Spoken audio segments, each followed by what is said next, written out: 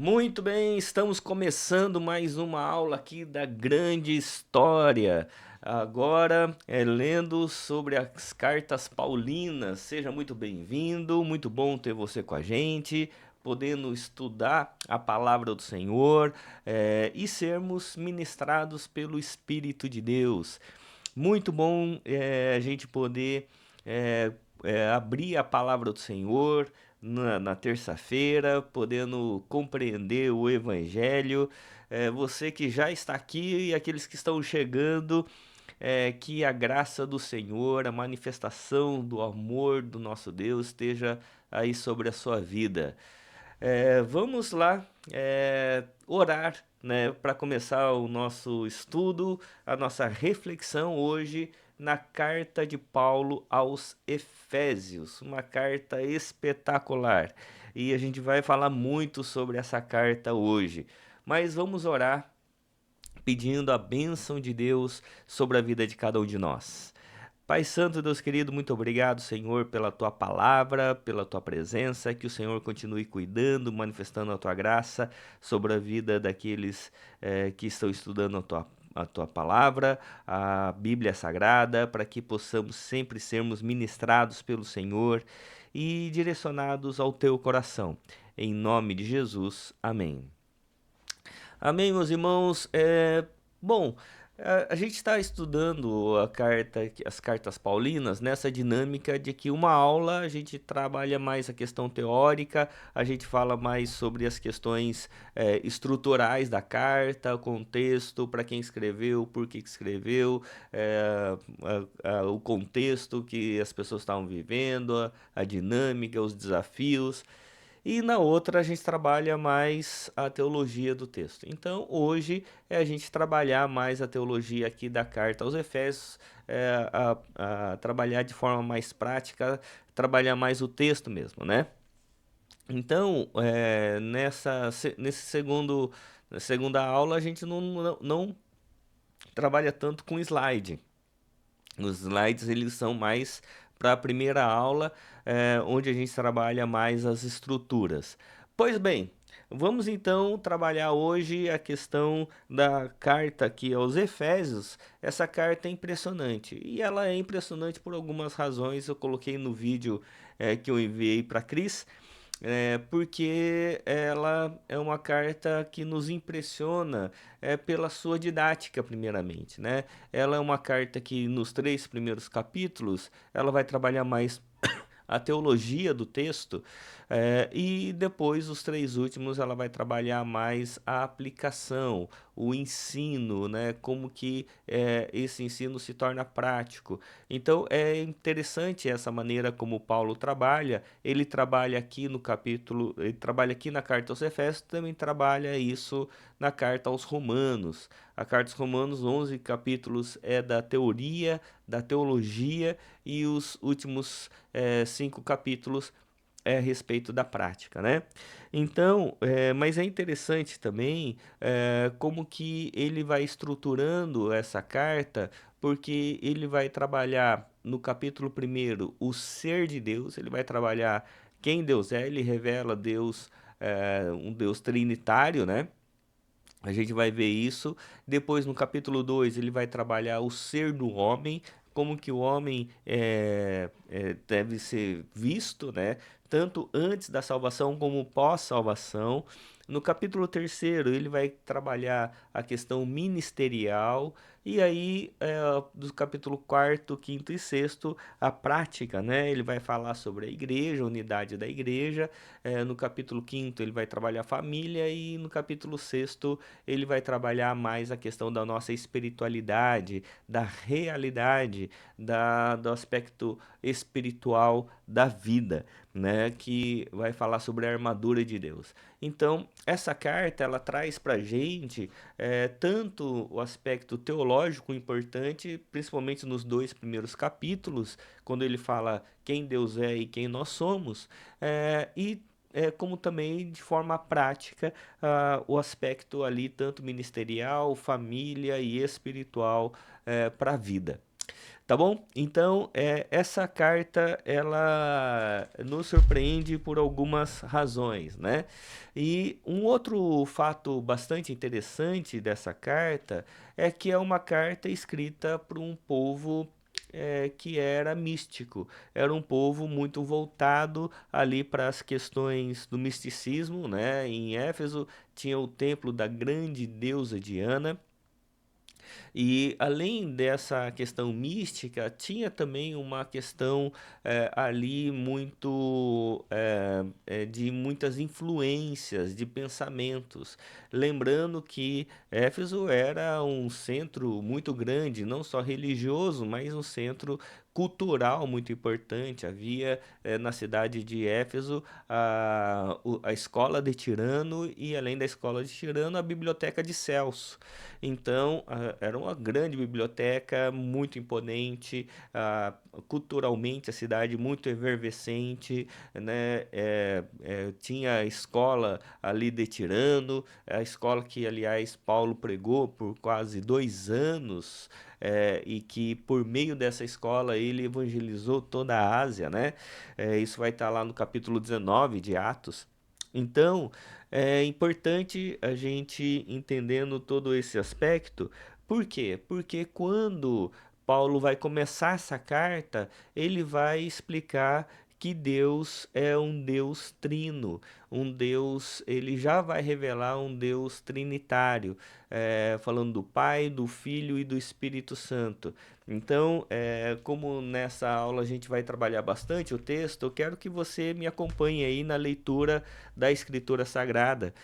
No capítulo 1, verso de número 3, ele vai dizer assim: Bendito seja o Deus e Pai de nosso Senhor Jesus Cristo. Ele vai falar sobre o Pai.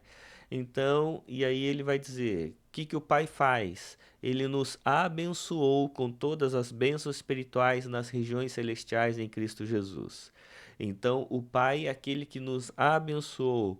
E ele vai falar a razão. Aí ele vai descrevendo, né, quais são todas essas bênçãos. E no verso 6 ele vai dizer a razão, que é para o louvor da sua gloriosa graça.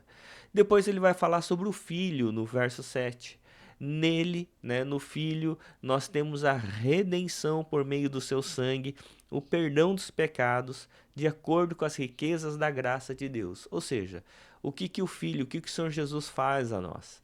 Ele nos redime por meio do perdão dos pecados.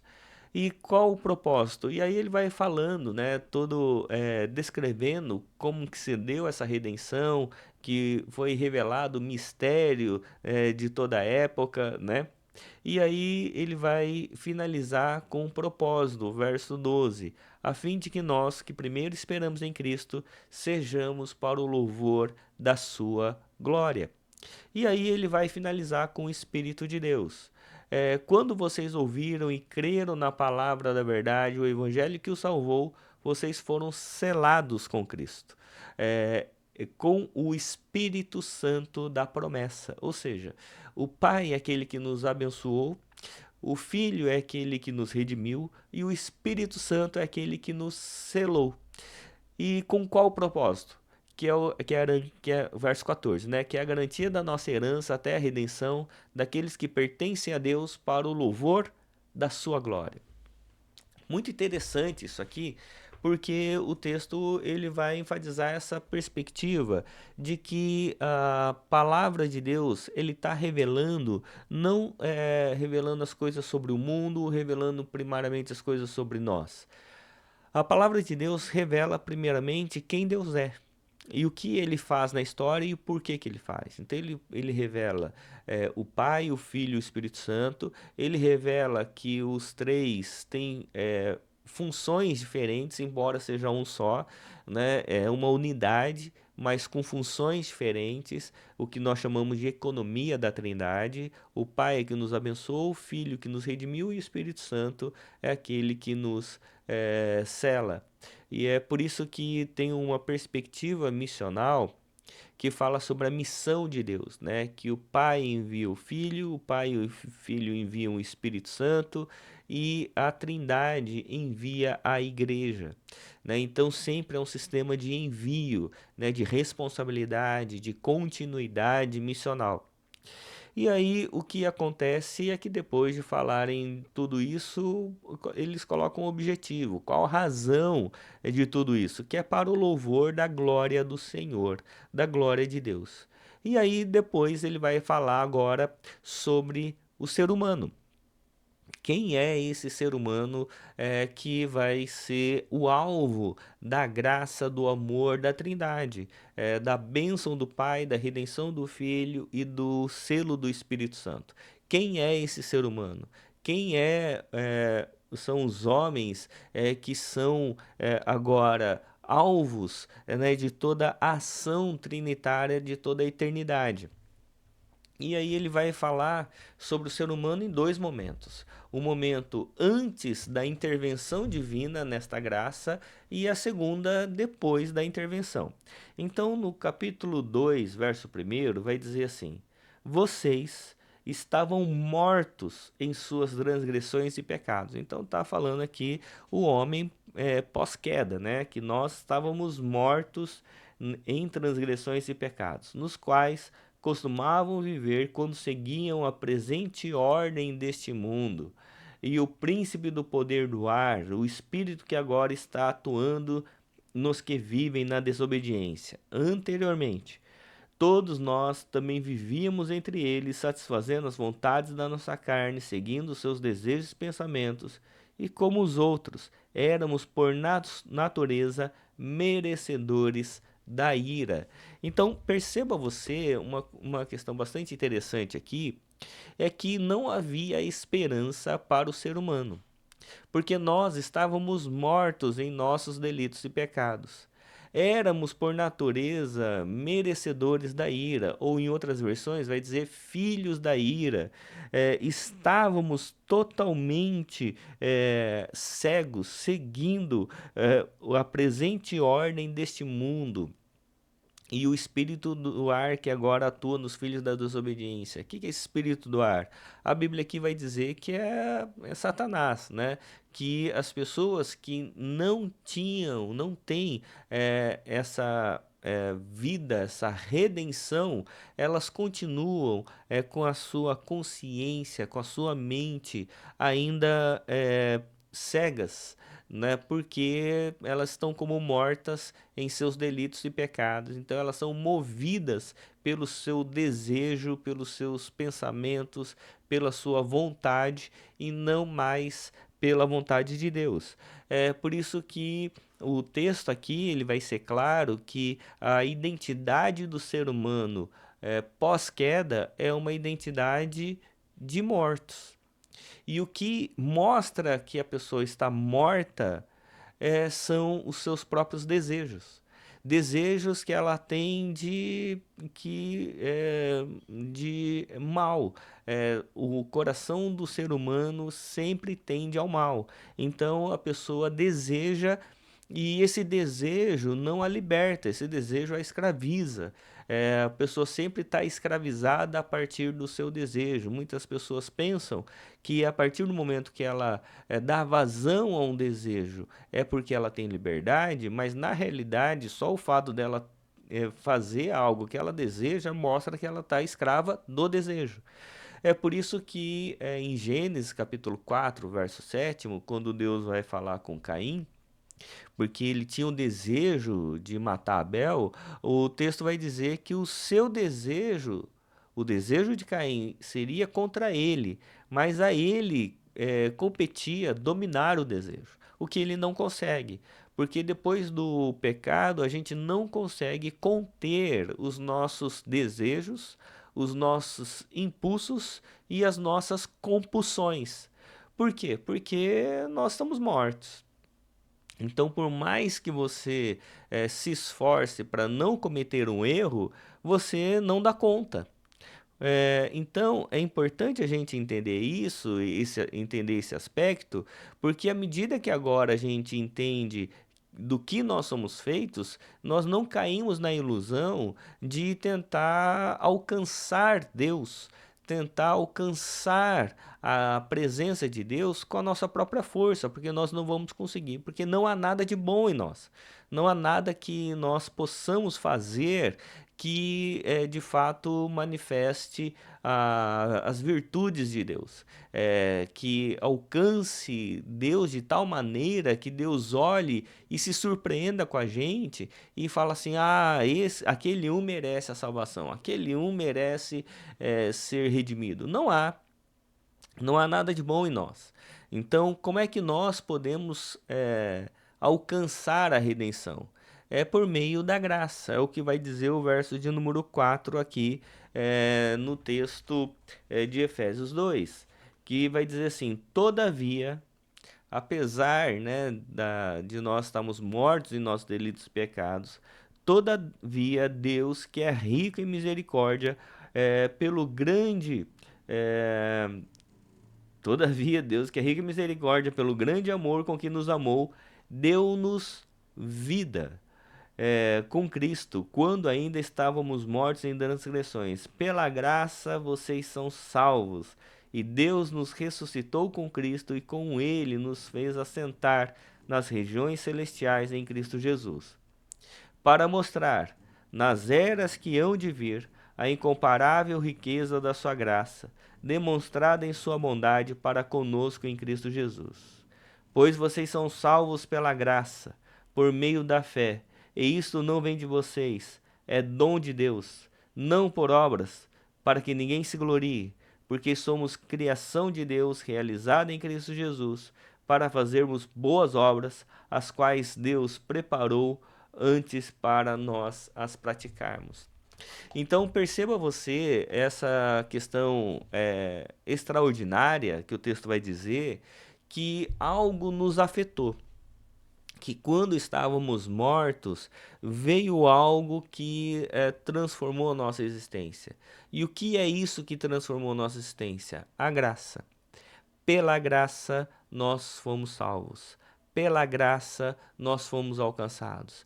Pela graça nós fomos redimidos. Pela graça agora algo transformou a nossa existência, tirando a gente de uma identidade morta para uma identidade viva. Agora sim nós fomos libertos daquilo que nos aprisionava, da morte que nos cercava, daquilo que nos aprisionava num sistema que sempre girava em torno de nós mesmos, e agora somos libertos. Pela graça nós somos salvos. Pela graça agora nós somos redimidos. O amor do Pai nos alcançou, a graça do Filho e a consolação do Espírito do Senhor. E aí a Bíblia, aqui no verso 6, ele vai dizer que nós fomos agora ressuscitados. Da mesma maneira como Cristo ressuscitou ao terceiro dia, à medida que agora Cristo cumpre com a sua obra na nossa vida, nós fomos ressuscitados. Então nós temos novas obras agora.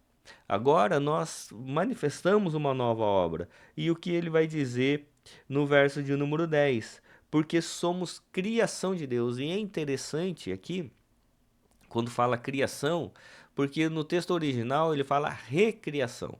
É que somos criados novamente.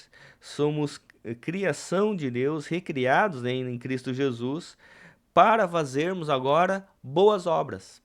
Então, se antes nós estávamos escravizados pela nossa própria vontade e nós não tínhamos possibilidade de alcançar nada porque estávamos escravizados, agora nós fomos recriados. E recriados com novas obras, boas obras, que vai dizer as quais Deus preparou antes para nós as praticarmos. Ou seja, Deus quer que agora nós manifestemos uma nova vivência em Cristo Jesus. Para quê? Para que possamos de verdade viver esse evangelho. Então, é importante essa compreensão para que a gente entenda de fato o quanto o Evangelho afetou nossa existência. Se de fato a graça, o amor, a consolação da Trindade, de fato é direcionado o nosso coração, direcionado a nossa vida, tem direcionado a nossa vivência. Porque, por vezes, a gente pode crer em Cristo Jesus e continuar vivendo como mortos, sendo direcionados pela nossa própria vontade. A gente sempre quer ler a Bíblia e nunca consegue. A gente sempre quer ter uma vida de oração e nunca consegue. A gente sempre quer ter uma vida espiritual melhor e nunca conseguimos. Por quê? Porque a gente procrastina, a gente muitas vezes, ao invés de ler a Bíblia, a gente prefere ver o Netflix, ao invés de orar, a gente prefere ficar vendo o Instagram. Então, ao invés de nos responsabilizar com as questões da igreja, a gente prefere ficar dormindo. Então, se você é tomado pelo seu desejo de conforto, de prazer, de poder, de ter, né? E aí, se você é tomado por esses desejos, então isso mostra que os sinais da queda, os sinais da morte, do pecado, estão mais fortes do que os sinais da graça. Então, o que o texto vai dizer é que a graça de Deus, a manifestação da Trindade, se revela a nós, se mostra a nós. E quando essa manifestação da Trindade se revela a nós, agora nós somos movidos por um senso agora de gratidão, porque tudo foi nos dado de graça. E pela graça, não custou nada para você. Então, tudo que você vai fazer agora não é para você conquistar algo, porque tudo já foi conquistado por você na cruz por meio da Trindade. Agora, as nossas ações são ações de graça. Nós fomos salvos pela ação graciosa de Deus e agora nós respondemos com ações de graça, ações de gratidão, ações que demonstram de fato essa nova vivência em Cristo Jesus. Mas tem uma outra coisa que eu quero chamar a atenção aqui, porque é com relação à igreja. Porque muitas vezes a gente pode até falar de igreja, pensar em igreja, mas a gente não tem, às vezes, a noção do que é ser igreja de fato. A gente não tem noção da abrangência do que é ser igreja, do poder espiritual que há na igreja. A gente muitas vezes acha a igreja. Ah, eu sou da igreja. Qual? Ah, eu sou da igreja presbiteriana. Ah, eu sou da igreja batista. Eu sou da igreja Casa da Rocha. E a gente acha que igreja é o templo. A gente acha que igreja é o som, o louvor, o pregador. Tudo isso faz parte, mas isso não é igreja somente. Igreja é muito mais. O que a gente vê como igreja é apenas a organização. Igreja. O que está por trás, para além do visível, é o que é o mais impressionante a respeito de igreja. E aqui em Efésios, ele, em cada capítulo, nos 3 primeiros capítulos, ele vai finalizar com essa consciência do que é ser igreja. Nos 3 primeiros capítulos, ele vai pensando ali de fato a identidade e o poder, a abrangência do que é ser igreja. Então veja aqui no capítulo 1, no final, aqui a partir do verso 20, ele vai dizer assim: esse poder ele exerceu em Cristo, ressuscitando-o dos mortos e fazendo assentar à sua direita nas regiões celestiais, muito acima de todo governo, autoridade, poder, domínio, de todo nome que se possa mencionar, não apenas nesta era, mas na que há de vir. Então, olha só, a Bíblia está falando que o poder maior do universo está posto em Cristo Jesus, ressuscitando dos mortos, e ele colocou Cristo à direita do Pai. E aí Deus colocou todas as coisas, verso 22, capítulo 1, Deus colocou todas as coisas debaixo dos seus pés e o designou cabeça de todas as coisas para a igreja. Olha que impressionante.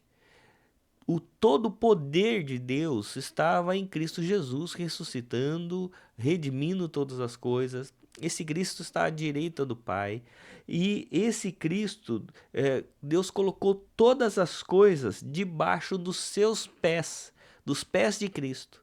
Está tudo sob o poder de Cristo Jesus. E ele designou Cristo como cabeça da igreja. Todo o poder está debaixo dos seus pés. E debaixo dos pés de Jesus Cristo, ele designou Cristo como cabeça da igreja. E aí, que é o seu corpo, a plenitude. A igreja é a plenitude daquele que enche todas as coisas e em toda e qualquer circunstância. Isso é ser igreja. Então, igreja é a manifestação da graça de Deus que faz de nós a plenitude de todas as coisas em Cristo Jesus. Porque Cristo é o cabeça da igreja, nós somos o corpo, nós somos a manifestação da graça do amor de Deus. Agora veja o que ele vai dizer também no final do capítulo 2.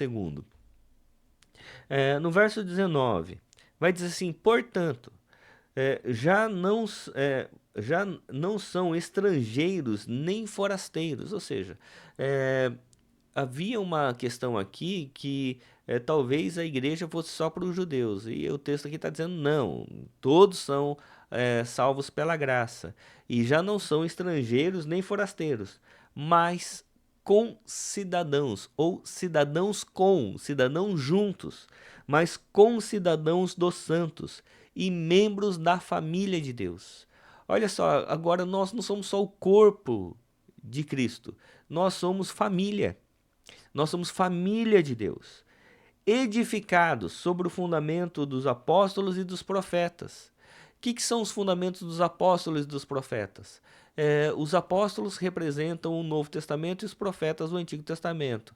Então nós somos família de Deus, edificados, construídos sobre dois fundamentos: o fundamento dos profetas no Antigo Testamento e o fundamento dos apóstolos no Novo Testamento, e tendo Jesus Cristo como pedra angular, ou seja, Jesus é a rocha, a pedra angular, e os fundamentos é a palavra de Deus, e o que constrói para cima é a família de Deus, a família de Deus, que é a igreja, tendo Cristo Jesus como cabeça e como fundamento. Então perceba que coisa gloriosa isso aqui, no qual todo edifício é ajustado e cresce para tornar-se um santuário santo no Senhor. Nós somos uma família que deve ser santificada. Nele vocês também estão sendo edificados juntos, para se tornarem morada por Deus no seu espírito. E aí, veja agora que o que ele vai finalizar no capítulo 3, que é algo surpreendente. Então, eu vou começar a partir do verso de número 14, que é a oração de Paulo pelos santos, que vai dizer assim, capítulo 3, verso 14.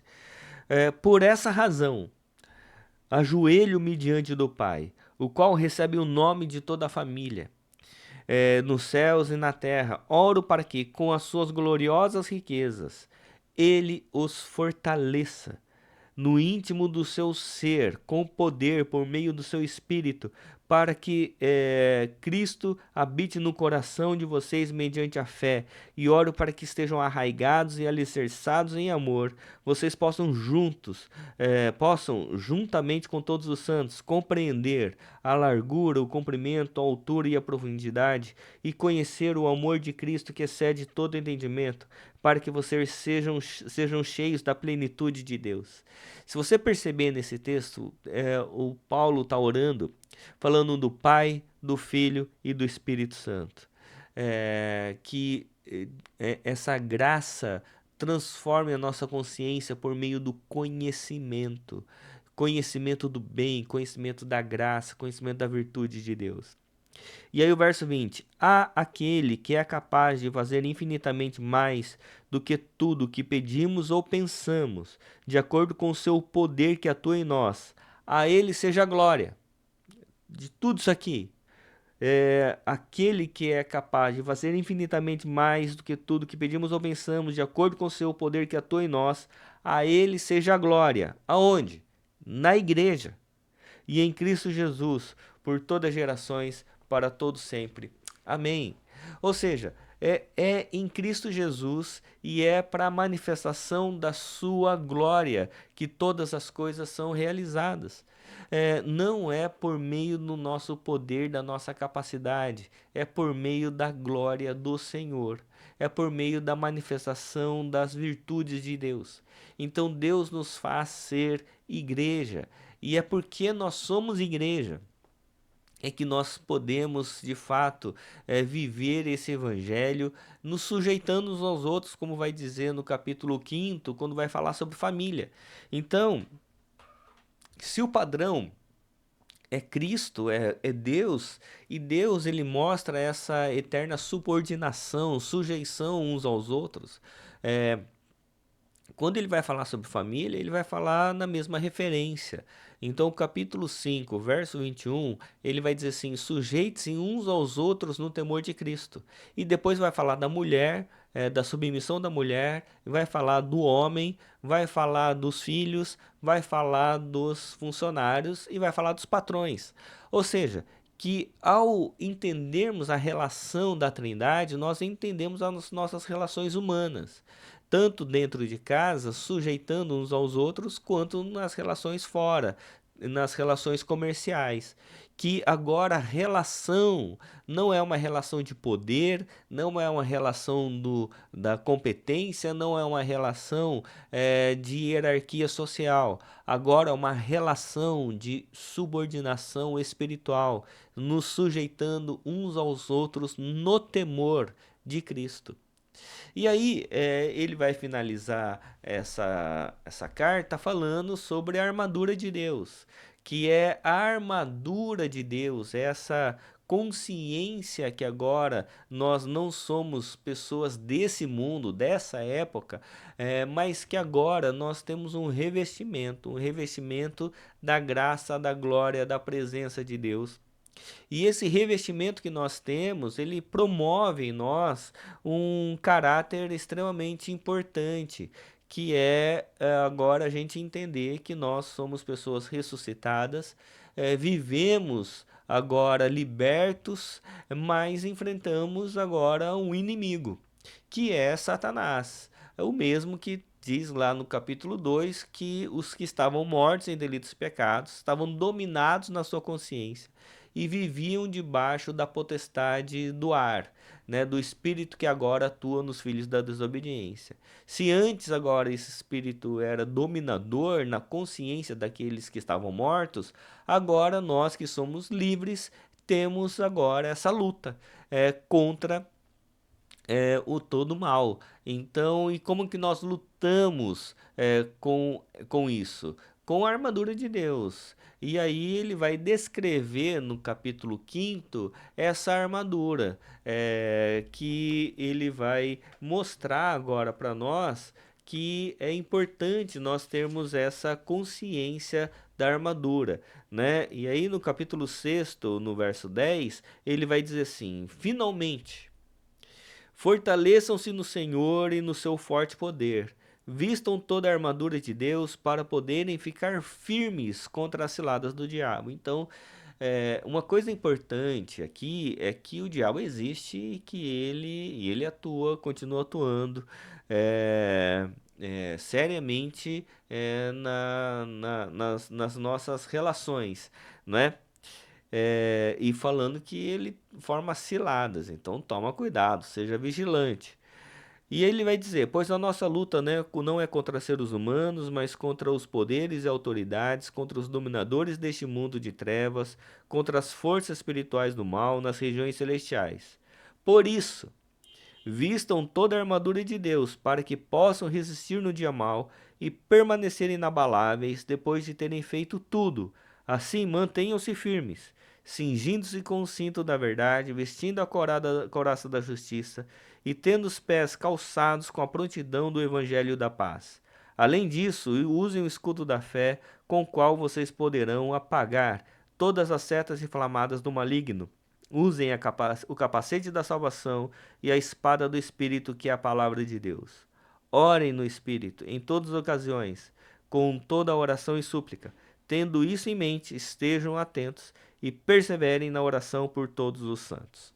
Então, agora nós temos uma batalha a ser promovida, que é a batalha por meio da presença de Deus, que nos fortalece contra toda a dificuldade que nós enfrentamos.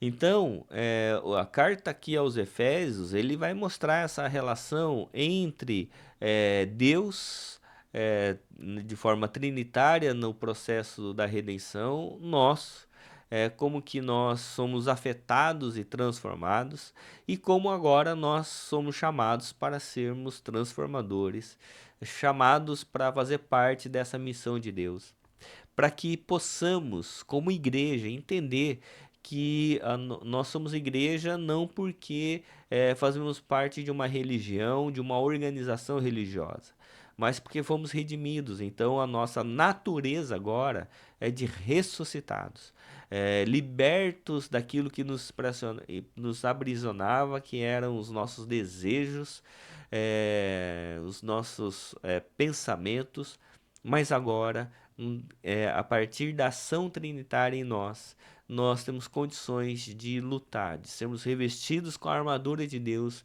e batalhar espiritualmente para que possamos ser, de fato, sal nessa terra e luz nesse mundo.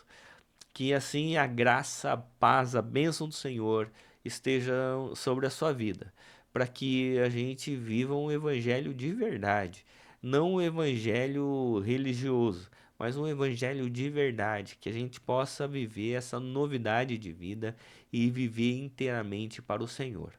Tá bom? Que Deus assim abençoe sua vida, seu coração, manifeste graça, virtude sobre você e possamos cada vez mais viver intensamente este evangelho. Deus abençoe.